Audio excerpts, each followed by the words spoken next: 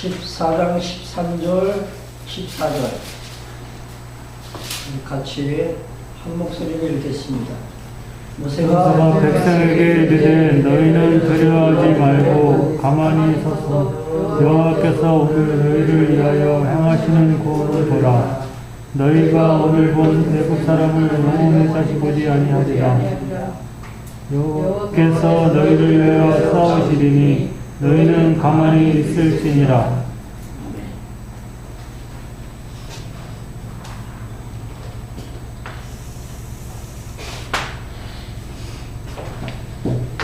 이 판을 이제 사용하면서 제가 사용할 줄 모르니까 자꾸만 지우개를 짚고 다시 쓰고 하는데 좀 이 폭이 좀 이렇게 넓었으면 참 좋을 것 같아요. 아주 바꿀까 하는 생각도 좀 있는데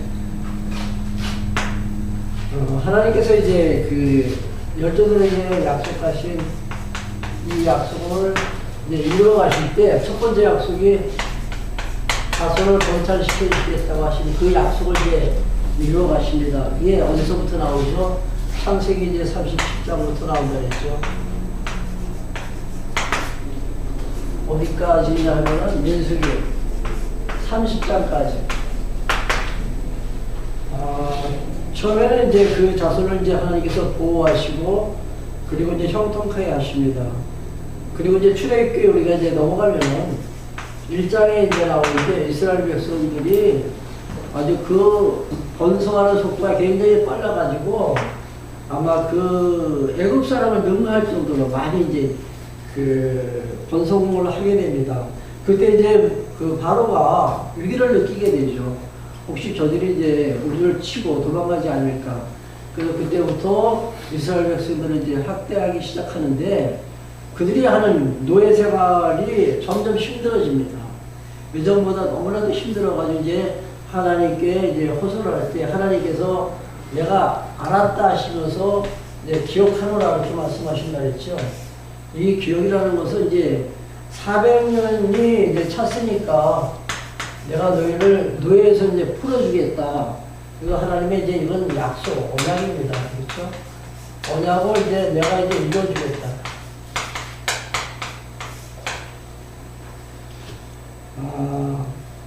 그러나 이제 그 바로는 이스라엘 백성을 풀어주지 않습니다.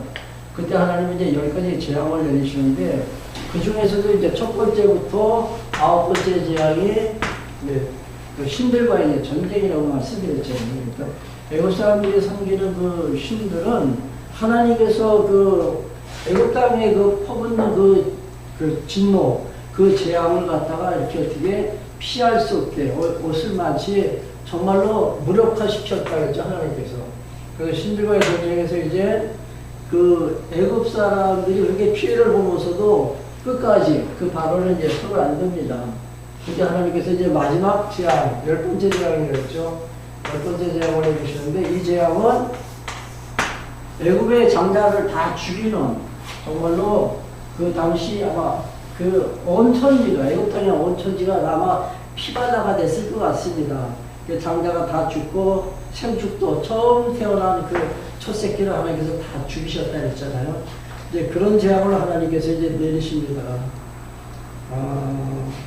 11장 이제 1절에 한번 보시기 바랍니다. 11장 1절. 여호와께서 모세에게 이르시기를 내가 이제 한 가지 재앙을 바로와 애굽에 내린 후에 그가 너희를 여기서 보낼지라. 그가 너희를 보낼 때에는 여기서 정령 다 쫓아내리니. 자, 하나님께서 이제 여러 가지 재앙, 지금 그 1번부터 9번까지 그리고 그것으로도 이제 손을 들지 않자 하나님께서 마지막 재앙, 10번째 재앙을 내릴 때 그때 비로소 이제 뭐 바로는 이스라엘 백성들이 이제 놓아준다. 하나님께서 말씀하십니다. 이제 6절을 보시면 11장 6절입니다. 중요한 그 말씀인데 애굽 전국에 이제 전무후무한 큰 곡성이 있으리라. 그러나 이스라엘 자손에게는 사람에게나 짐승에게나 개도 그 혀를 움직이지 아니하리니 여호와가 애굽 사람과 이스라엘 사이에 구별하는 줄을 너희들이 알지라. 10가지 재앙을 통해서 하나님께서 보여주시는 것이 또 하나 있습니다. 그거는 이제 애굽 사람과 이스라엘 사람을 갖다 이렇게 구분시킨다는 얘기죠. 그러니까 애굽에는 그 재앙이 임하지만 이스라엘 백성에게는 하나님께서 전혀 손 하나 다치지 않게 하나님께서 지켜주십니다. 그때 어떤 방법을 쓰십니까? 이제 양의 피를 좌우 설주에 바르고 문설주죠. 그리고 문인방에 이렇게 바른 그 이스라엘 백성의 집은 재앙이 그냥 지나간다 그랬죠. 그냥 넘어갑니다. 그래서 이스라엘 백성은 하나도 이제 다치는 사람이 없습니다.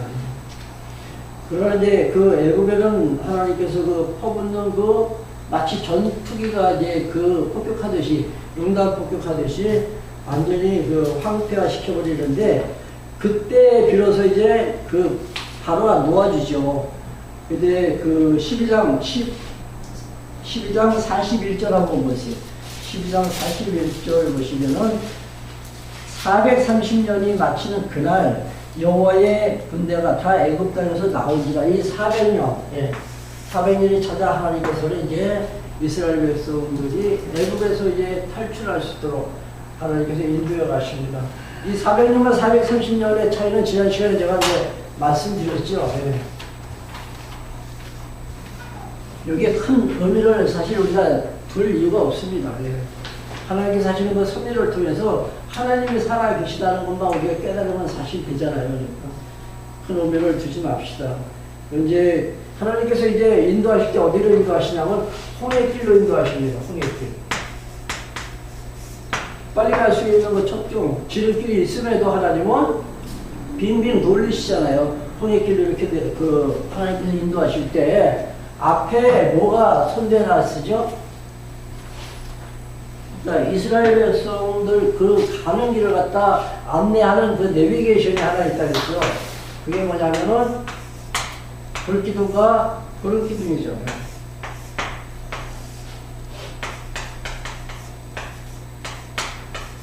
애굽에서 탈출한 이스라엘 백성들이 이 가나안 땅 빨리 갈 수 있는 여기 지름길이 있음에도 하나님은 이 홍해바다, 여기 홍해바다입니다. 이쪽으로 이렇게 인도해 가신다는 얘기죠. 하나님께서. 그 이유가 뭐라 그랬죠? 하나님께서 왜 이렇게 우회시키십니까? 하나님께서 지난번에 제가 말씀드린 것 같은데 혹시 저들이 여기 이제 강대한 나라 블레셋 사람이라 된다. 또 아말렉 족속들이 있습니다. 그 사람들은 너희들이 도망갈까봐 어디로 애굽으로 다시 회양할까봐 내가 홍해길로 인도하신다고 이렇게 말씀하시잖아요. 홍해길로 하나님께서 이제 인도하실 때 그때 구름기둥과 불기둥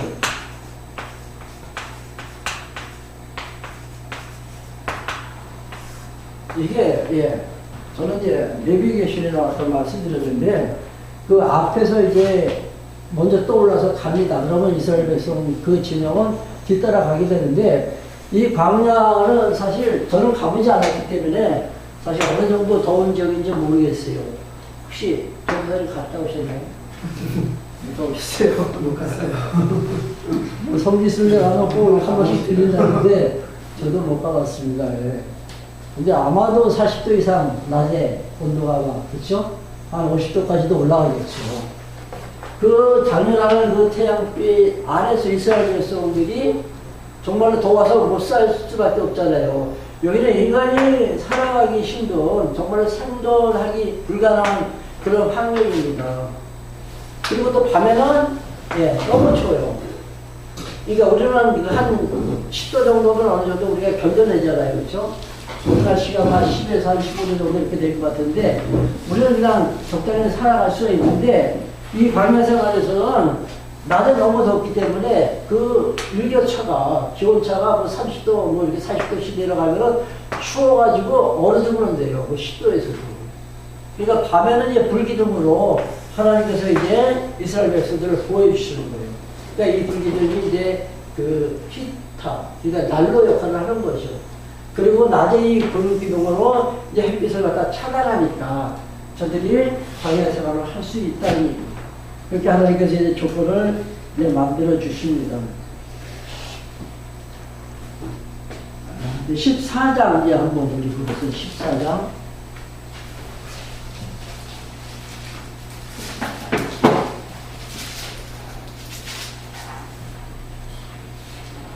14장 한번 그 4절 보시기 바랍니다. 4절 보세요. 내가 바로의 마음을 강팍하게 한즉 바로가 그들의 뒤를 따르리니 내가 그와 그 온 군대를 인하여 영광을 얻은 후에 애굽 사람으로 나를 여호와인 줄 알게 하리라 하심에 우리가 그대로 행하리라. 자, 바로가 일단은 이스라엘 백성들을 해방시키고 있잖아요. 너희들 나가서 너희들이 섬기는 하나님께 경배하라. 이렇게 풀어줬어요. 근데 조금 이따 생각해보니까는 이제 노동력이 이제 상실된 거죠. 그러니까 그동안의 모든 힘든 일을 다 그 이스라엘 백성들이 이제 노예 생활을 하면서 다 이렇게 했는데 그들을 다 풀어주고 나서니까 이제 후회가 되는 거죠. 그러니까 바로가 이제 다시 추격을 합니다. 이스라엘 백성들을 다시 이제 잡아오기 위해서. 근데 여기서 이제 말씀을 우리가 좀 주의 깊게 보면은 하나님께서 바로의 마음을 강팍하게 한 적 이렇게 나오잖아요. 그렇죠? 4절 한번 다시 보세요. 내가 바로의 마음을 강팍하게 한즉 바로가 이제 다시 추격하는 거죠. 다시 잡아 올려.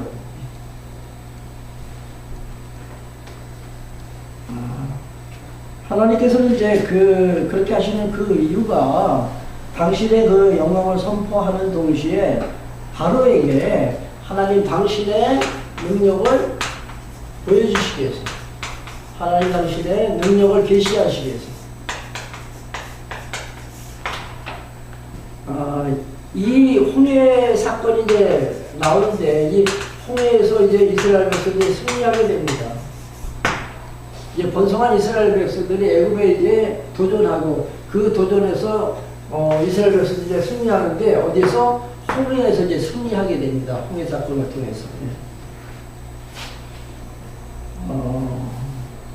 10절 14장 10절입니다. 바로가 가까이 올 때 이스라엘 자손이 눈을 들어본즉 애굽 사람들이 자기 뒤에 미친지라 이스라엘 자손이 심히 두려워하여 여호와께 부르짖고 그들이 또 모세에게 이르되 애굽에 매장지가 없으므로 당신이 우리를 이끌어내어 이 광야에서 죽게 하느냐. 자, 이스라엘 백성들이 이제 바로 애굽에서 이제 탈출할 때 그때는 참 이제 좋았겠지만 이제 또 바로가 추격하고 이제 들어오니까 이스라엘 백성들이 이제 겁신하겠죠. 앞에는 홍해 바다가 이제 딱 가로만 찍혀 있고 완전 사면 초갑니다. 이 지역이 이렇게 생겼다 그러더라고요. 지금 여기다 하나님께서 이제 가다 놓으신 거죠. 이제 바로의 그 군대를 이제 지금 추격해서 들어오고 이스라엘 백성들은 이제 사면 초과예요. 삼면이 다 바다니까 갈 데가 없다는 거예요. 하나님께서 여기다 집어넣으시고 바로로 하여금 다시 이스라엘 백성들을 잡아올 수 있게끔 하나님께서 그 마음을 갖다 움직여 주셨습니다. 그때 이제 백성들이 모세를 원망하기 시작하는데 뭐라 해요? 이 애굽에 우리들이 죽어서 들어갈 매장지가 없어서 여기까지 끌고 와서 여기서 죽이냐 이거죠. 이게 그들의 이제 원망입니다. 원망. 사실 이스라엘 백성들을 여기까지 인도하신 분은 하나님이신데 사실 원망을 한다면은 너 때문이야가 아니라 누구 때문이에요? 우리 이제 가정사에서도 이제 부부간에 갈등이 있을 때 남편은 이제 아내에 대해서 당신 때문에 이러잖아요. 그렇죠? 자기 책임을 갖다 회피하기 위해서. 역시 또 마찬가지예요. 서로 간에 이제 남 때문이라고 합니다. 근데 그렇게 너 때문이야 라고 한다면은 이때 이스라엘 백성들은 하나님께 책임을 전가시키는 게 더 합리적일 것 같아요. 하나님께서 지금 시키시는 거죠. 다. 하나님께서 하게 하신다는 얘기죠. 하나님 때문이라는 얘기죠. 우리 자매는 어떻게 생각해요? 하나님 때문이지 않을지.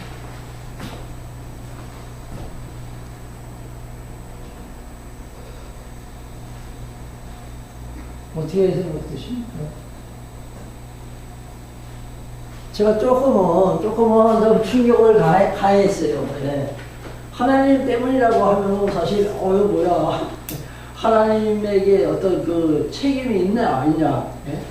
하나님은 책임을 지실 분이 아니잖아요. 왜? 전능자, 주권자, 절대 주권자이기 때문에 당신이 하는 모든 일은 다 선이에요. 선. 근데 우리가 인간이 하나님께 책임을 돌릴 수가 없다는 거예요.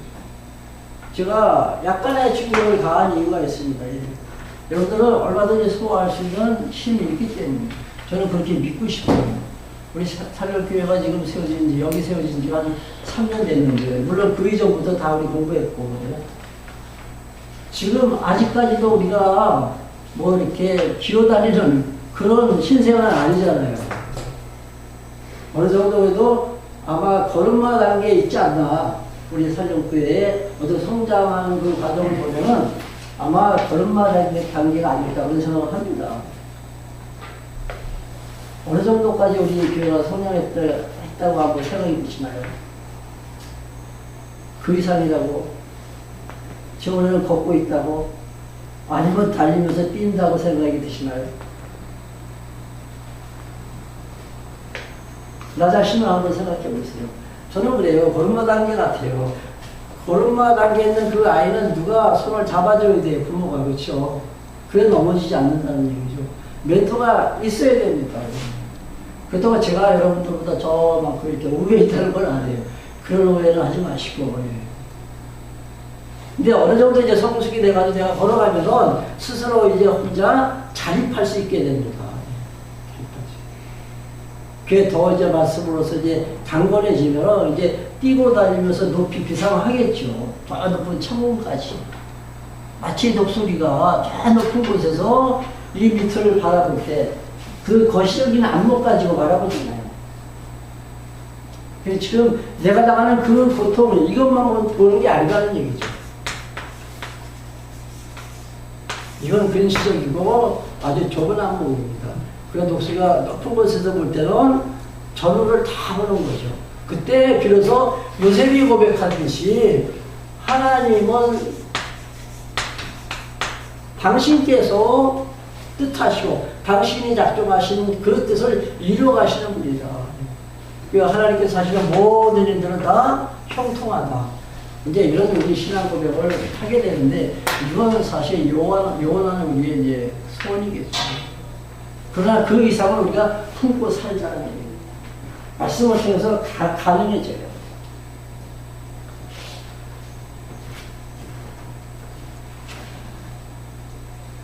이스라엘 백성들이 이렇게 이제 원망하면서 12절도 보세요. 우리가 애굽에서 당신에게 구한 말이 이것이 아니뇨. 이르기를 우리를 버려두라. 우리가 애굽 사람을 섬길 것이라 하지 아니하더뇨. 애굽 사람을 섬기는 것이 광야에서 죽는 것보다 낫다. 차라리 애굽으로 들어가서 애굽 사람들을 섬기겠다는 얘기죠. 지금 하나님 여호와 되심을 저들이 망각하고 있는 거죠. 지난 시간에 제가 분명히 정리해드렸어요. 우리는 환경 탓을 하고 있는데 환경이 나를 괴롭히는 것이 아니다. 하나님 여호와 되심을 지금 내가 이 순간 잊고 있기 때문에 내가 괴롭다. 그 말씀을 드렸습니다. 그렇죠? 지금 이 이스라엘 백성들도 마찬가지예요. 하나님 여호와 되심을 저들이 망각하고 있기 때문에 차라리 애굽에 가서 애굽 사람을 섬기겠다. 애굽 사람을 섬긴다는 것은 곧 우상을 섬긴다는 얘기와 똑같은 거예요. 우상. 이스라엘 백성들은 하나님만 바라봐야 되잖아요. 그렇죠?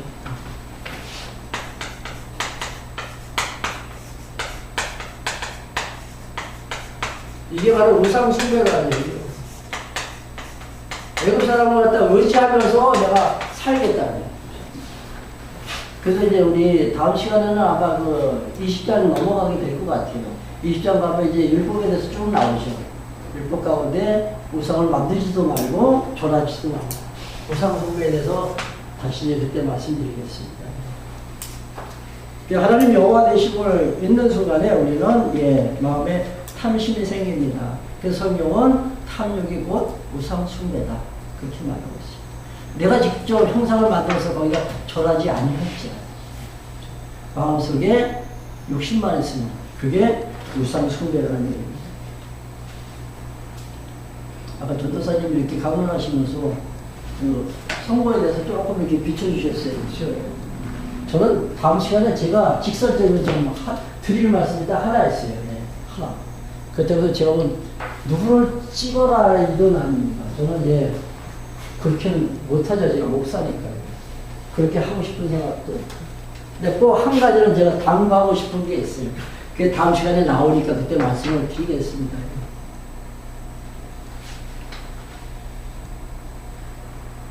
선거 이야기만 나오면 여러분들 정말 목소리 이상하시다 그러지 않아요? 둘도 안 맞는데.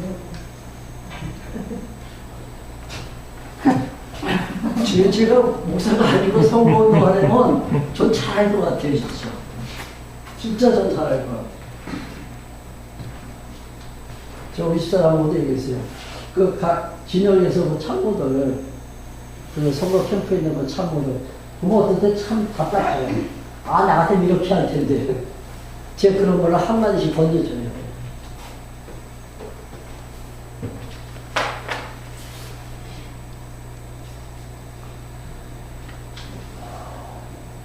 아, 13절. 모세가 백성에게 이르되 너희는 두려워 말고 가만히 서서 여호와께서 오늘날 너희를 위하여 행하시는 구원을 보라. 너희가 오늘 본 애굽 사람을 또 다시는 보지 못하리라. 여호와께서 너희를 위하여 싸우시니 너희는 가만히 있을지어다. 지금 진퇴양난에 완전히 사면초가 속에 지금 완전히 갇혀있는 이 이스라엘 백성들, 이들을 향해서 뭐라고 말씀하세요? 너희는 어떻게 가만히, 그리고 하나님께서 하시는 일을 보라. 하나님 어떻게 하시는 하나님께서 하신다는 얘기죠. 누가 싸우신다고요? 하나님께서 너희를 위하여 싸우시는. 지금 이스라엘 백성들은 자기들이 지금 애국 군대하고 지금 맞서서 싸워야 되는 줄 알고 있잖아요. 이 한쪽에는 이제 이 사면이 완전히 바다라 했잖아, 바다. 그러니까 대적은 지금 뒤에서 지금 추격해 오고. 그러면 사실 여기서 결전을 한다면 배수진을 쳐야 됩니다. 이때 치는 게 사실 배수진이에요. 근데 이스라엘 백성은 손에 가진 게 아무것도 없습니다. 병기가 없어요. 애굽에서 나올 때 들고 온 게 뭐죠? 그러면 뭐? 제가 집답이에요, 집답. 제가 이 질문을 할 줄 아셨던 것 같아요. 맞아요. 제가 그 말씀 드리려고 했어요. 저들이 손에 잡고 있는 금은보합밖에 없어요. 전세는 아무 소용없는 무용지물이잖아요. 칼자루 하나 없는데. 그러니까 저들은 하나님만 의지할 수밖에 없습니다. 하나님께서 하시는 일을 그냥 가만히 그냥 바라보라.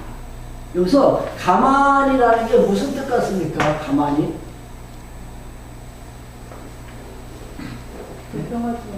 나서지 말고 손발 묶어둔다. 저는 그렇게 해석하고 싶지 않더라고요. 그래서 나름대로 생각한 겁니다. 이거는. 너희들 주접 떨지 마.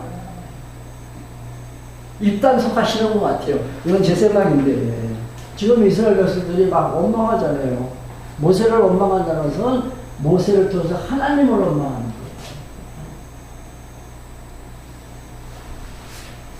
일단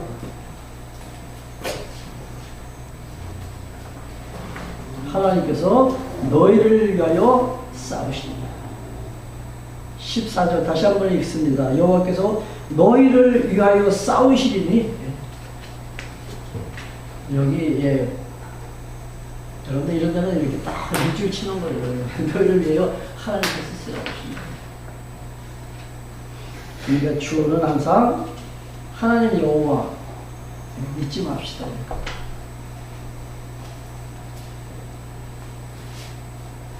20절 보세요. 20절.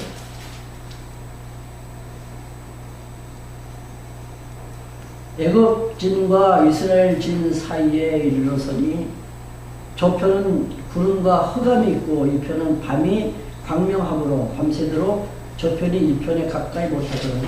애굽 사람들이 이게 근접해 왔어요. 그렇죠?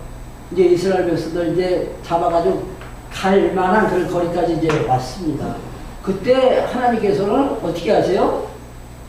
이 구름 기둥으로 이렇게 여기다 장벽을 딱 치는 거예요. 이 이스라엘 진영과 애굽의 군대 사이에 흑암, 구름 기둥으로 여기다 딱 그 장벽을 쌌습니다. 이 흑암하면 생각나는 거 있죠. 9가지 재앙 가운데 맨 마지막 9번째 재앙이 바로 흑암 재앙입니다. 그렇죠? 그러니까 한치 앞을 이제 볼 수 없을 정도로 캄캄하게 하나님께서 만드는 것입니다. 이걸 근접을 못하죠. 근데 이 애굽 쪽에는 완전히 여기는 어둠이에요. 흑암이고, 이 이스라엘 진영은 여기는 낮과 같이 이렇게 밝은 빛이 비쳤다 그랬습니다.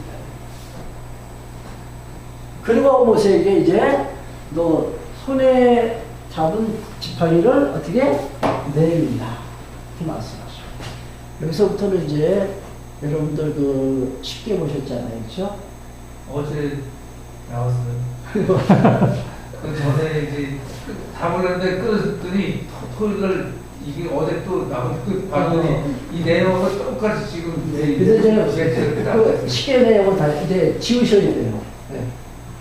쉽게 내용이 이제 말씀 이제 물론 이제 설명을 할 때 인용해가지고 이렇게 그 만들었겠지만은 좀 왜곡된 부분이 사실 많이 있잖아요. 네. 모세에게 이제 지팡이를 이제 내밀라 했을 때 어떻게 됩니까? 홍해 바다가? 맞아. 영화에서는 어떻게 나와요? 저는 안 봤어요. 그래서 이런 거예요. 어떻게 나와요? 왜 대답을 안 하실까? 이렇게 쫙 갈라지나요? 저는 이제 그렇게 알고 있어요. 이렇게 딱 내밀는 순간에 바람 불어가지고 바다가 쫙 갈라진다. 근데 어디서부터 막 갈라졌습니까? 여기 지금 이제 홍해 바다인데 어디서부터? 바람은 분명히 동쪽에서 불었다 그랬죠. 동풍. 그래서 제가 이제 그 영화 보신 것을 지우라고 이제 지워버리라고 말씀드린 게 여기 이제 여기 광야입니다. 그렇죠? 이 홍해 바다가 여기서 여기가 동쪽이에요. 여기 바람이 이렇게 불었대요. 근데 바람이 밤새도록 불었다고요. 밤새도록. 그럼 어디서부터 갈라졌습니까? 한순간에 쫙 갈라지는 건 아니에요. 여기서부터 갈라졌겠죠. 여기서부터 서서히 갈라지면서 땅이 말랐다는 얘기죠. 그러니까 바람이 아주 강한 강풍이 불면은 여기가 다 말른대요. 보면서. 그 맨 마지막에 이제 이쪽에 이제 쫙 갈라지게 되는 거죠. 그때 공동합니다. 성경 한번 읽어보세요. 성경 읽어보시면 동쪽에서 바람이 불어요. 동쪽에서. 그러니까 한순간에 딱 갈라진 게 아니라 밤새도록 바람이 불어가지고 물을 갖다가 양쪽에는 이렇게 벽을 세워가지고 이 가운데 길을 이제 만들어 주신 거죠, 하나님께서. 그래서 이제 이스라엘 백성들이 이제 건너가고 뒤에 이제 애굽의 그 만병들이 이제 그 군대가 이제 추격해서 들어오는데 이 중간에 왔을 때 하나님께서 어떻게 하셨어요? 다시 물을 갖다가 다시 다 이렇게 합쳐가지고 이 애굽 군대를 다시 수장시켜버려요. 근데 이때 모세가 죽었을까요? 안 죽었을까요? 저는 그게 궁금하더라고요. 모세가 왜 죄송. 바로 죽었을까? 안 죽었을까? 바로는 안 죽었지. 인생 끝난 바로 안 죽었을까? 남편들만 죽었지 바로가 왜 죽어? 두 아들만 버렸나요? 바로는 거기 쫓아왔었어요? 바로는 안 쫓아온 거 안 죽은 걸 나와요? 아니 안 쫓아온 거 아니야. 바로가 그냥 시키기만 하는 거지. 시키기만 했어요. 그거 그게 아니야. 영화는 바로가 안 들어가고 바깥에 있다가 쫓아가는 건. 영화에서는 바로는 안 들어갔어요. 바깥에 있다가 이제 다 죽는 거 보고 근데 성경 제가 이제 궁금해서 한번 성경 쭉 한번 읽어봤어요. 두 번, 세 번 읽어봤는데 제가 보기에는 바로도 죽은 것 같아요.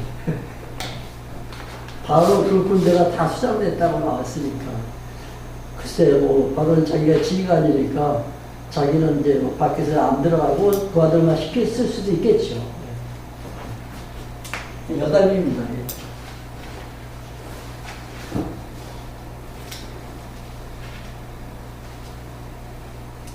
25절. 그 경보가, 여기 이제 지나갑시다. 31절.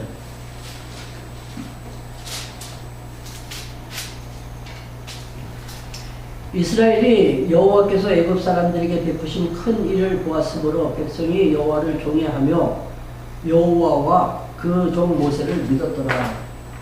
자, 이제 이스라엘 백성들이 완전히 이제 여기서 벗어나죠.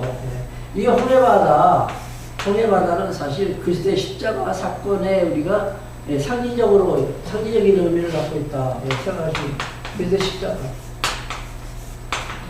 홍해바다를 건넜다는 것은 애굽의 종살이에서 완전히 벗어난 거잖아요. 세상 속에서 살고 있는 제약권세에 살고 있는 당신은 이제 이방 죄인들이겠죠. 죄인들을 그리스도의 십자가를 통해서 구원하시고 그리고 하나님의 자녀를 삼아주시고 의인되게 하시는 이 사건에 대한 하나의 모형이고 그림자예요. 이 홍해 사건. 그래서 이제 홍해를 이제 건넜습니다. 완전히 건너가지고 그들이 이제 기뻐서 찬송을 부릅니다. 그때 저들은 이제 그 여호와와 그 종 모세를 믿었다 그러죠. 그 여호와를 믿었다는 것은 이제 하나님께서 약속하신 그 언약을 이루어 주셨다. 그리고 모세를 믿었다는 것은 모세를 이제 신뢰하게 되는 거죠. 모세는 하나님 세우신 하나님의 쓰시는 종 사역자가 맞다. 스스로 인정하는 겁니다. 근데 이제 광야 생활 다시 40년 이제 시작되는데 또 계속해서 모세를 갖다 원망하고 또 서로 간에 이제 투기하고 그러는 거예요. 그러니까 불신과 원망과 뭐 어떤 반역 행동이 계속 일어나요. 이게 한 번 사건이면 다 이루어지는 게 아니죠. 끝나는 게 아니라 이 홍해바다 이 기적이 얼마나 엄청난 기적이에요. 이건 정말 불가사의한 그 기적이잖아요. 이걸 보고도 저들이 계속 어려움만 당하면은 모세와 아론을 원망해요. 아까도 말씀드렸지만 그거는 곧 하나님께 대한 원망이에요. 왜? 하나님이 여호와 되심을 잊어버리고 있기 때문에. 그래서 하나님은 율법을 지켜라 이렇게 말씀하십니다. 그러니까 율법을 왜 주셨는가? 다음 시간에 자세히 말씀드리겠지만은 율법을 왜 주셨는가? 하나님 여호와 되심 잊지 말고 기억하라고 하나님께서 율법을 지키라고 하셨다. 이게 율법에서 가장 중요한 율법의 정신입니다. 미리 조금만 제가 말씀드렸는데 15장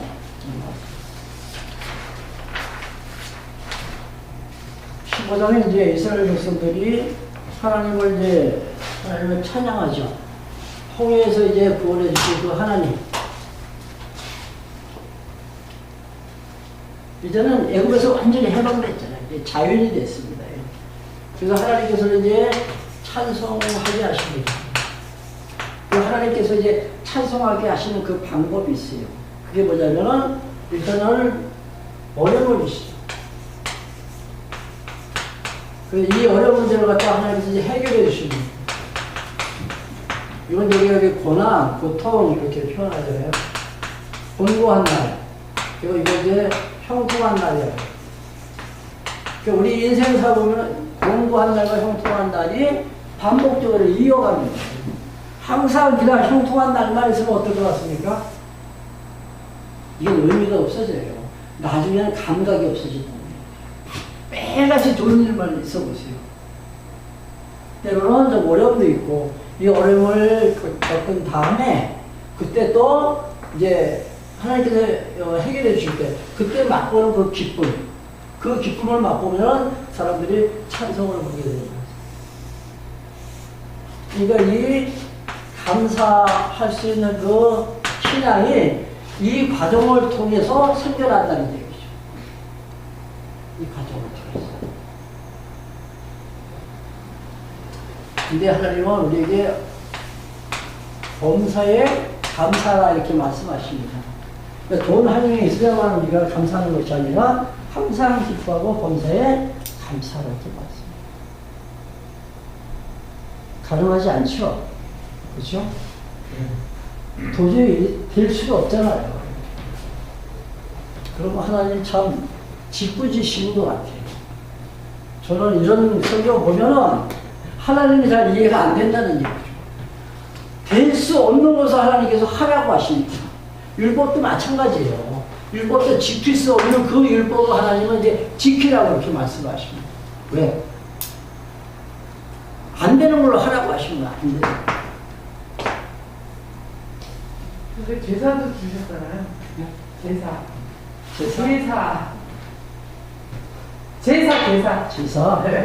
제사 드리게 하시려고. 맞죠? 네. 제사 드림으로 이제 그 제소리가 해방되고 용서받을 때, 그때 우리가 얻는 그 기쁨, 그렇죠? 사제함 속에서 얻는 그 기쁨이 우리로 하여금 찬송 부르게 하시는 거죠. 그러니까 이 찬송은 하나님께서 부르게 하십니다. 하나님께서. 그러니까 하나님이 만들어 가신다는 얘기죠.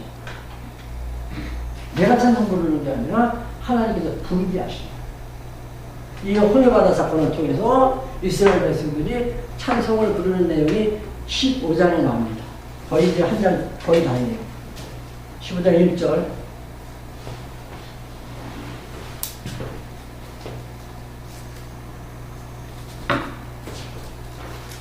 이때 모세와 이스라엘 자손이 이 노래를 여호와께 노래하니 일렀을 때 내가 여호와를 찬송하리니 그는 높고 영화로우시며 말과 그 탄자를 바다에 던지셨으니로다. 여호와는 나의 힘이시오. 여호와는 나의 힘이시오. 내 의지의 대상이 바로 당신입니다. 그렇죠? 우리가 강력한 그 누군가를 갖다가 의지해야 되잖아요. 그렇죠? 나보다도 나약하다면 우리가 기댈 이유가 없습니다. 그러니까 여호와가 나의 힘이라고 하면서 내 의지의 대상은 당신뿐입니다. 그런 고백이에요. 그리고 나의 뭐라고요? 구원이십니다. 내 구원은 당신께서 베풀어 주신 은혜라는 고백입니다. 여호와는 나의 힘이시오 나의 구원이시다. 이게 어디 그 찬송에 나오죠. 예. 또 시편에도 이런 구절이 많이 나옵니다. 내 구원이다. 내가 받은 이 구원은 내 자력으로 내가 얻은 것이 아니라 하나님의 은혜입니다. 이 고백이에요.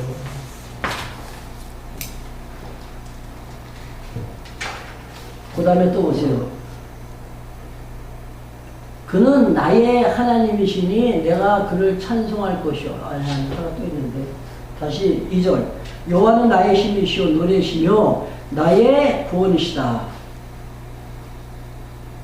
나의 노래시며 이거 하나 빠뜨렸네 제가. 아까도 말씀드렸지만 나의 노래라는 것은 하나님께서 찬송을 만들어 가신다는 얘기죠. 하나님께서 나로 하여금 찬송을 부르게 하신다는 거예요. 우리는 내가 찬송을 부른다고 생각하지만은 내가 부를 수 없는 게 찬송이에요. 하나님께서 찬송할 수 있는 그 은혜를 주실 때 내 안에서 터집니다. 그 감격이. 그때 표현되는 것이 곧 찬송이죠. 그렇다고 내가 찬송을 부르지 않는다면 이 찬송이에요. 저는 그냥 그 입술로 이렇게 노래하는 게 찬송이라고 하는데 이건 그냥 하나의 표현 방법이고 이 찬송의 진정한 의미는 뭐예요? 하나님께 감사하는 기도 생활이에요. 하나님 감사합니다. 베풀어 주신 그 은혜에 감사합니다. 오늘 나를 이렇게 인도하시는 그 은혜도 또한 감사합니다. 감사할 수 있는 마음도 하나님께서 주셔야 돼요. 그 어디 나오죠? 아마 그 서시서가 어디 나오는 것 같아요. 기도할 때 그런 기도 하잖아요. 사도 바울이 하는 거죠. 감사하게 하신 하나님께 감사의 기도를 드립니다. 감사하게 하신 하나님께 또 감사의 기도를 드린다는 거예요. 찬송도 이 감사도 다 마찬가지예요. 하나님께서 주시는 하나님의 은혜의 선물이다. 그래서 이제 우리 마음속에 그 감사가 찬송으로 표현됩니다. 이렇게 사는 것이 사실은 어떻게 보면 이제 지혜로운 삶입니다. 우리는 항상 이제 모자라는 것 마치 하나님께 자꾸만 달라고 하는데 하나님께서 주신 그 분복이 있어요. 분복. 이 분복이라는 게 뭐죠? 나눠 주신 복이잖아요. 각자에게 주신 그 양, 그 질이 사람마다 다 달라요. 양과 질이. 이게 나눠 주신 복이라는 얘기죠. 여기에 대한 우리가 자족할 수 있는 마음, 감사할 수 있는 마음을 갖고 사는 것이 지혜로운 삶이에요. 항상 모자란 것 같아서 하나님께 더 달라고 이렇게 떼쓰는 거, 이건 사실 무속신앙입니다. 요즘은 무당무당 얘기 많더라는데 이게 무속입니다. 그 일반 종교하고 그 무속하고 혹시 다른 게 뭔지 혹시 정리가 되시나요? 요즘에 무속 이야기 많이 나오잖아요. 원래 기독교 외에는 다 비진이라 하잖아요. 여기 카톨릭까지 사실 포함됩니다. 불교, 정통불교, 진리가 아니잖아요. 근데 정통불교는 무속의 그 범죄에 안 들어갑니다. 무속은 뭐예요? 어떤 책이 없어요? 맹신. 그 마귀를 의하는 신이. 마귀 사탄을 의하는 신이지. 뭐가 차이가 있을까? 숙제. 네, 정리해다 주세요. 그래. 다음 시간에 말씀드릴게요. 혜주 알고 싶으면 다음 시간에 또 나와.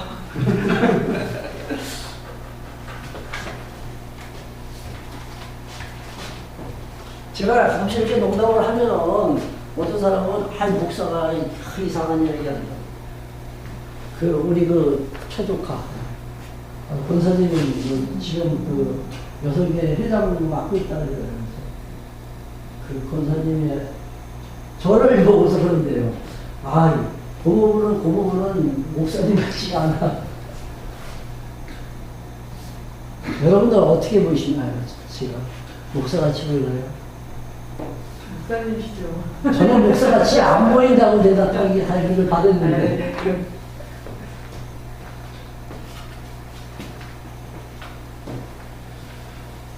자, 3절. 여호와는 용사시니 여호와는 그의 이름이시로다. 멋있는 말이지, 그렇죠? 여호와는 그의 이름이시다. 하나님의 이름, 고유명사 여호와. 우리 6장에서 배웠잖아요, 그렇죠? 작년, 재작년 아마 2년 코로나 이전이니까 한 2년이 아마 좀 넘은 것 같습니다. 그때 제 외가 이종사촌, 그러니까 어떻게 돼요? 외가면 외종사촌인가요? 제 외종사촌들이 한번 교회에 온 거 기억나시나요? 아시죠? 8명인가 돼요, 저 외종사촌이. 근데 그때 아마 한 5명 정도 온 것 같아요. 근데 그 중에 이제 막내가 있어요. 우리 둘째 딸하고 나이가 똑같은데, 막내가 이제 예배드리면서 이제 연보를 했더라고요. 근데 그 봉투에 뭐라고 썼냐면은, 이 기준을 딱 써놓은 거예요. 여호와는 그의 이름이시다. 3절 말씀. 여호와는 그의 이름이시로다. 이 말씀을 딱 적었더라고요. 제가 참 감사하고. 근데 그래서 제가 혹시 우리 말씀을 또 공부하는 거 아니야? 그 생각도 좀 했는데 그 위에 이렇게 만날 기회가 없어가지고 물어보지 못했어요. 여호와 언약하신 대로 이뤄가시라. 얼마나 멋집니까? 이거 하나 우리가 확실히 정리하면은 공연한 욕심은 안 부리잖아요. 내가 하려고 이렇게 애쓰지도 않고. 그냥 되게 하시는 대로 그냥 따라가면 되는데. 하나님께서 하신다. 그러면 나는 가만히 있냐? 가만히 있을 수가 없죠. 하나님께서 나를 막 이렇게 끌고 가는데 내가 어떻게 가만히 있어요? 가만히 있는다는 것은 하나님이 하시는 것과 내가 하는 걸 양분시킬 때, 그때 이게 가슴이 맞는 겁니다. 그 논리는 그때 성립이 돼요. 하나님도 하고 나도 할 때 하나님께서 하시니까 내가 이쪽은 내가 한다는 얘기죠. 그 절대주권자는 얘기 아니에요.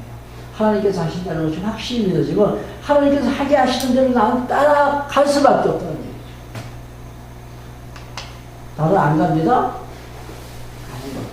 이스라엘 백성들이 하나님의 그 기둥, 불기둥으로 인도하신다 그랬잖아요. 여기서 이렇게 딱 불기둥으로 이제 이스라엘의 그 진영 같은 이렇게 딱 비춰주잖아요. 그렇죠? 이게 하나의 어떻게 보면 여기 아까도 말씀드렸지만 안전한 지대, 안전가옥입니다. 그러니까. 이 진영이죠. 근데 여기서 벗어나면 죽어요.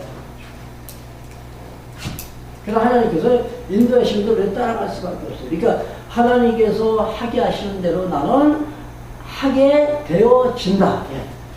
나는 한 대가 아니다. 언제가도 말씀드렸습니다. 하게 하시는 대로 나는 하게 된다. 이게 가장 정확한 표현입니다.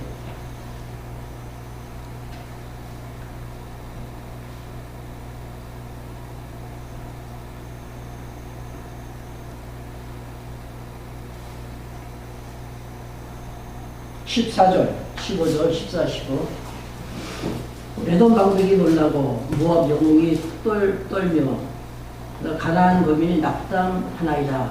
놀람과 두려움이 그들에게 미침에 주의 팔이 큼을 인하여 그들이 돌같이 고요하였사오되 여호와여 주의 백성이 통과하기까지 곧 주의 사신 백성이 통과하기까지이다. 자, 이스라엘 백성들이 호레바다를 건널 때 그 인근에 있는 나라들, 그러니까 가나안 그 주변 국가들이죠. 에돔이 있고 모압이 있고 가나안 족속이 있습니다. 그들이 이 사건을 보고서 그냥 놀라서 떨고 있다는 얘기예요. 간담이 썰어져진 거죠. 이제 이스라엘 백성이 40년 광야 생활을 마친 다음에 이제 가나안에 이제 진입할 때 그때 그들과의 이제 전투가 있습니다. 그 지경을 지나가는 그런 이제 사건이 벌어지는데 그때도 저들이 이스라엘 백성들을 갖다 굉장히 두려워해요. 왜? 이 사건을 기억하고 있으니까.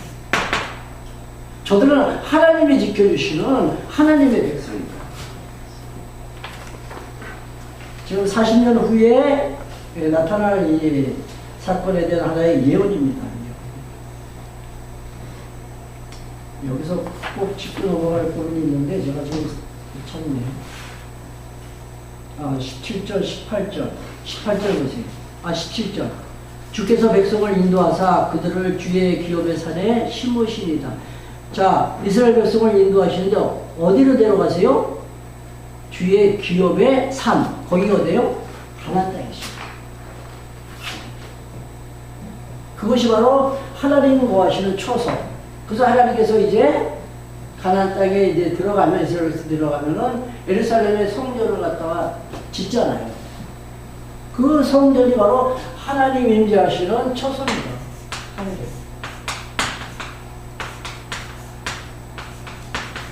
이 지금 예언을 갖다 지금 이 사건이 이제 있은 직후에 이스라엘 백성들이 노래하는 그 감사의 그 표현 속에 담고 있다는 거예요.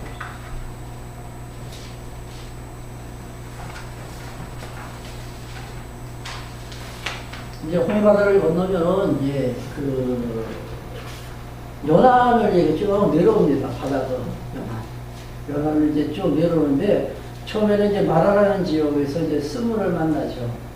그 다음에 조금 더 가다 보니까 거기 이제 엘림이라는 지역에 오아시스가 있습니다.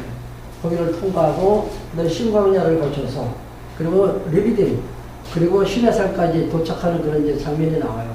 그 시내산에 이제 도달하면 그때 하나님께 이제 율법을 전수받습니다. 율법을 수여받죠. 이게 내용은 이제 다음 시간에 하겠습니다. 오늘 시간이 많이 나가도 여기서 마치겠습니다.